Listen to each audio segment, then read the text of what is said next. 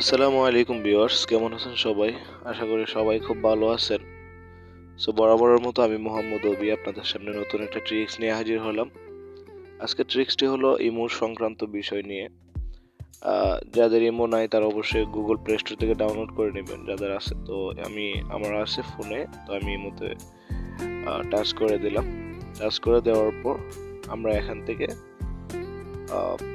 আমার প্রোফাইল আইকনে টাচ করব। প্রোফাইল আইকনে টাচ করার পর এখানে দেখেন লেখা সেটিংস আছে, তো আমরা সেটিংসে টাচ করে দেব। সেটিংসে টাচ করে দেওয়ার পর এখানে অপশন আছে দেখেন স্টোরেজ এন্ড ডাটা। তো আমরা এখানে ক্লিক করে দেব। ক্লিক করে দেওয়ার পর ফার্স্টে একটা অপশন আছে দেখেন অটো সেভ আফটার রিসিভ। তো আমরা এখানে ট্যাপ দিয়ে দেব।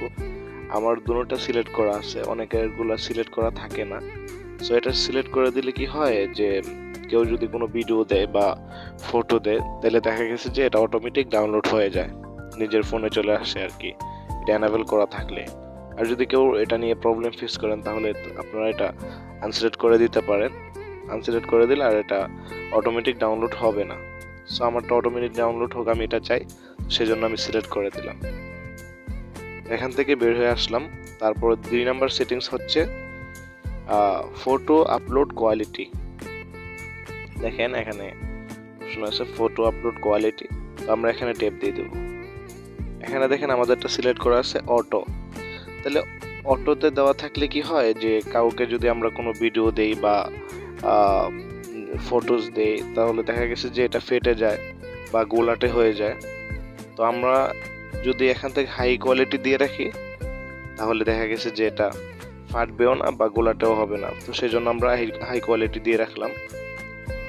তো আমাদের এই মধ্যে আরেকটা নতুন ফিচার যুক্ত হয়েছে, সেটা হলো আমরা কিভাবে ইমোটা আমরা সেভ করতে পারি। বা আমাদের ইমোতে অনেক সময় দেখা গেছে অনেক কিছু থাকে, বা আমাদের ইমোতে থাকে না, অনেকের সাথে অনেক রকমের চ্যাট করা হয় বা ফোনে কথা বলা হয়, বা কেউ কোনো ভিডিও দিল, প্রাইভেসি মেনটেন করার জন্য আমাদেরকে নতুন একটা ফিচার যুক্ত করে দিছে ইমো। তো আমরা এটা করার জন্য অ্যাকাউন্ট অ্যান্ড সিকিউরিটিতে যাব। যাওয়ার পর দেখেন এখানে ফার্স্টেই একটা অপশন দেওয়া আছে পাসকোড লক। আমরা এখানে ট্যাপ দিয়ে দেব। এখানে ট্যাপ দেওয়ার পর আমরা এনাবেল করে দেব। এখানে এনাবেল আছে, তো আমরা এনাবেল করে দিব। করে দেওয়ার পর আমাদের এখানে 4টা পাসওয়ার্ড দিতে বলতেছে, তো আমরা দিয়ে দিলাম। তো আবার দিতে বলতেছে, সেম পাসওয়ার্ডটাই আবার দিয়ে দেব। দেখেন আমারটা কিন্তু ডান হয়ে গেছে। এখন দেখা গেছে যে যদি এই মধ্যে প্রবেশ করি তাহলে আমাদের এই পাসওয়ার্ডটা দিতে হবে। তো আমরা এটা চেক দেওয়ার জন্য আমরা ইমো থেকে ব্যাক দিয়ে বের হয়ে যাই। আমি বের হয়ে গেলাম। তো আমি আবার ওই মতে যাচ্ছি, যে আবার ওই মতে যাচ্ছি।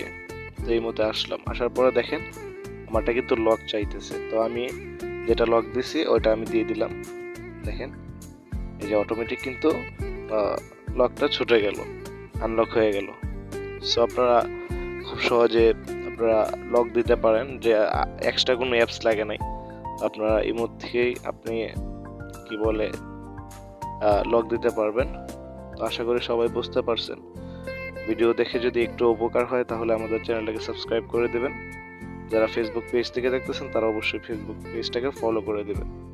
আজকের ভিডিও এই পর্যন্তই। সবাই ভালো থাকবেন, সুস্থ থাকবেন। আসসালামু আলাইকুম ওয়া রাহমাতুল্লাহি ওয়া বারাকাতুহু।